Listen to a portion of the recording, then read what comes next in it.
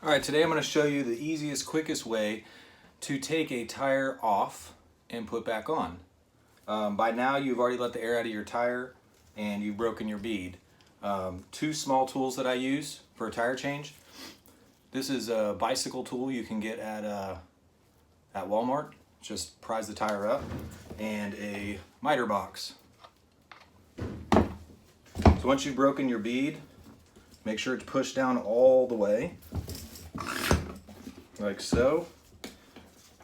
You're going to make sure the wire end is in the miter box. Or you can also use 2x4s for this as well. Make sure this other side is all the way down. You're going to use your pry tool. You're going to pry up one side of the tire, like so. Keep that side pried up by pinching it. Flip your tire. You're going to put pressure here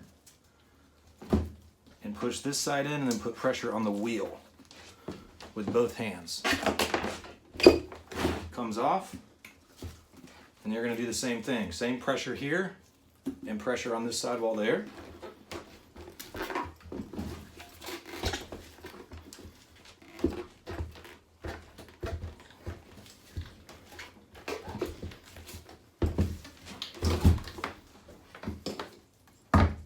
There we go. Okay, now you got your tire off the wheel. It's going to stay in the same spot. Cable's going to have to go down in the miter box or onto 2x4s. Lube your bead of your tire. And you're going to take it like this with your hand on the inside of this sidewall. And you're going to push with your knee on one side and go around the tire until it goes on like that. Now, you're going to push one end down with your knee, hold one of the sides of the sidewall here, and then this side, my left hand, is going to slowly